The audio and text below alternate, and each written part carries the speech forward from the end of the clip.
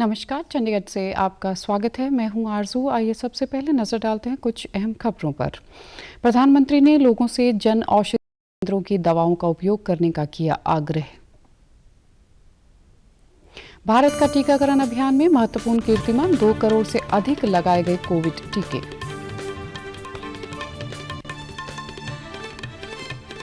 और पंजाब में कोविड के बढ़ते मामलों के मद्देनजर जालंधर और कपूरथला में लगा रात का कर्फ्यू।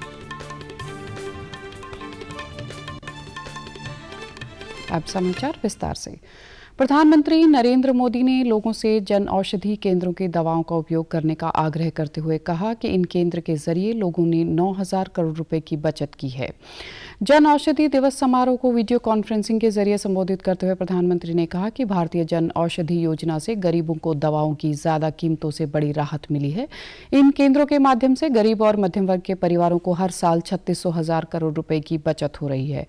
प्रधानमंत्री ने कहा कि इस केंद्र में सैनिटरी पैड 1 रुपए प्रति पैड की मामूली दर से बेचे जाते हैं। उन्होंने इस बात पर प्रसन्नता व्यक्त की कि जन औषधि योजना से लोगों को न सिर्फ इलाज कराने में मदद मिली है, बल्कि इससे नौजवानों के लिए रोजगार के अवसर भी पैदा हुए हैं।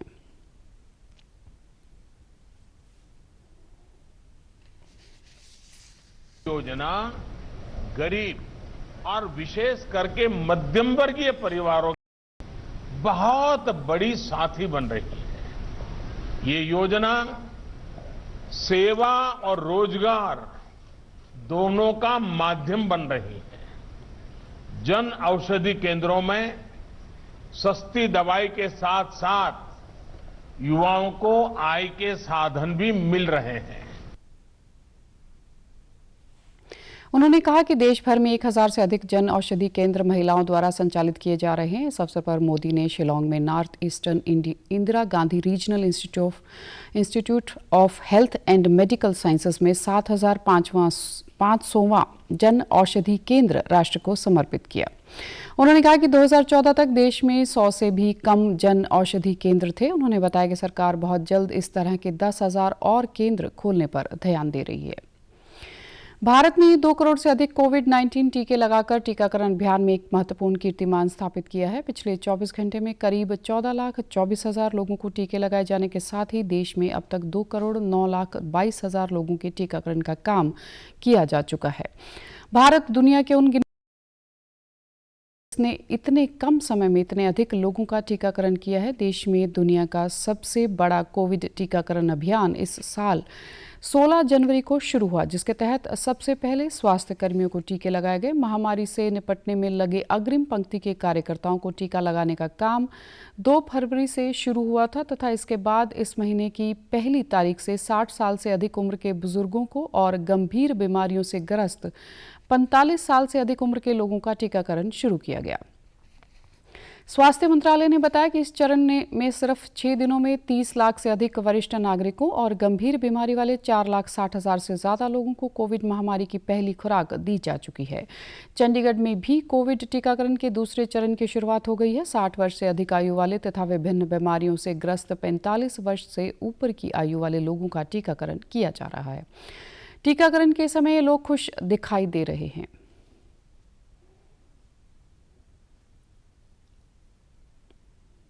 मैंने अभी टीका लगवाया, ठीक हूँ, ऐसी कोई दिक्कत वाली बात नहीं। ये बहुत अच्छी चीज़ है, सबको लगवानी चाहिए। यही मैसेज देंगे, अगर बना है तो लगवाना चाहिए, सबको लगवाना चाहिए। ये बीते कल चंडीगढ़ में कुल 27 सेंटरों पर 2,731 लोगों का टीकाकरण किया गया। स्वास्थ्य मंत्रालय ने सूचित किया कि देश में कोविड-19 से स्वस्थ होने की दर 96.95% हो गई है। मंत्रालय के अनुसार पिछले 24 घंटे में 14,392 लोगों को स्वस्थ होने के बाद अस्पतालों से छुट्टी दे दी गई है। अब तक 1,08,68,000 रोगी महामारी से ठीक हो चुके हैं। पिछले 24 घंटे में कोविड-19 के 18,711 नए मामले भी दर्ज किए गए हैं। इस समय देश में सक्रिय रोगियों की संख्या 1,84,000 के आसपास है, जो कुल मामलों का करीब 1.65% है। मंत्रालय ने बताया कि पिछले 24 घंटे में 100 लोगों के महामारी से मरने की खबर है, जिससे देश में कोविड-19 का प्रकोप फैलने के बाद से अब तक मृतकों की कुल संख्या 1,57,756 हो गई है। केंद्र सरकार ने महाराष्ट्र और पंजाब में कोविड के बढ़ रहे नए मरीजों को देखते हुए केंद्रीय दल राज्यों से भेजे हैं। यह दल दोनों राज्यों के स्वास्थ्य विभाग को कोविड की निगरानी और नियंत्रण के उपायों में मदद करेंगे।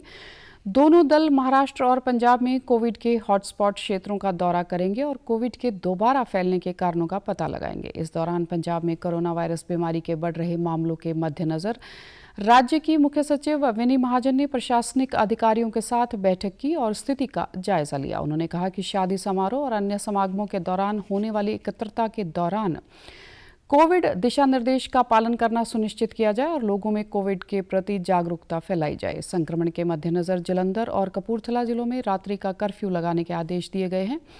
रात 11 बजे से सुबह 5 बजे तक इन जिलों में कर्फ्यू रहा करेगा।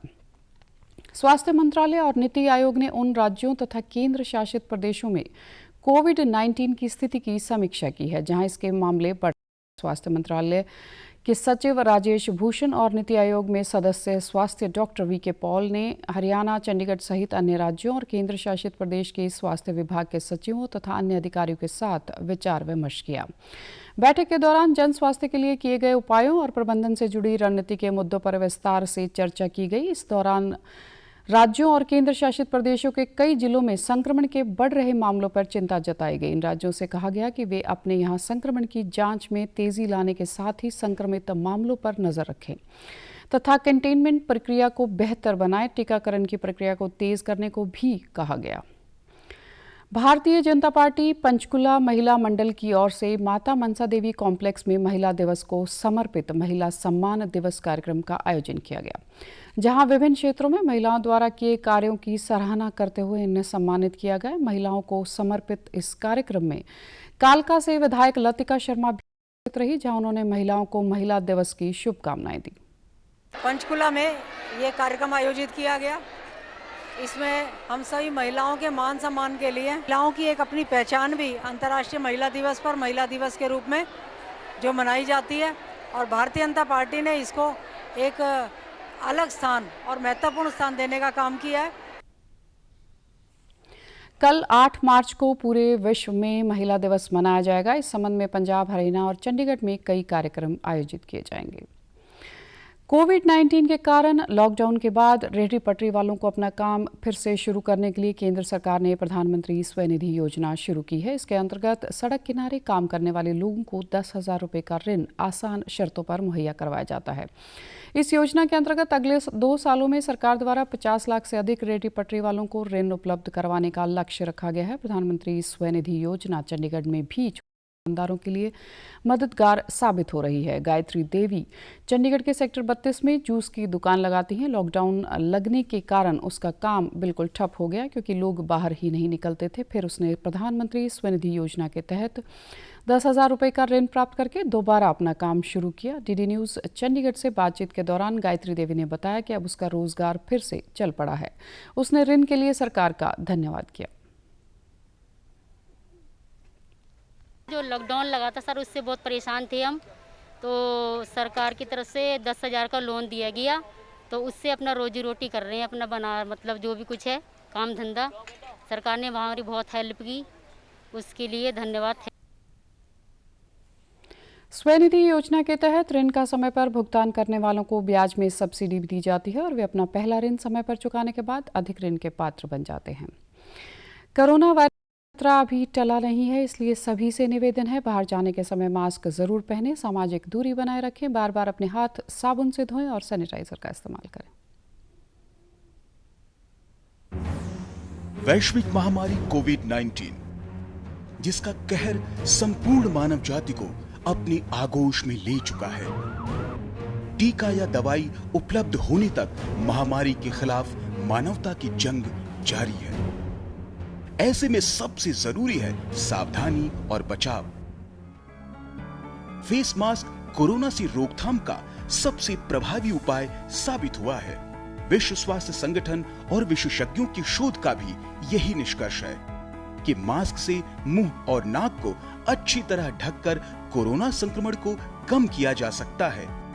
कोरोना संक्रमण से बचाव के लिए मास्क पहनने के साथ ही जरूरी मास्क को सही तरीके से पहनना, बहुत से लोग मास्क से नाक और मुंह को सही तरीके से नहीं ढकते हैं, जिससे संक्रमण का खतरा बना रहता है। बिना मास्क या फेस कवर के घर से बाहर निकलने की अभी कल्पना करना भी सही नहीं है।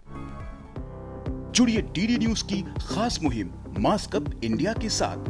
मास्क पहने और अपने मुंह और नाक को अच्छी तरह ढकें। अपने परिवार के सदस्यों और दोस्तों को मास्क पहनने के लिए कहें।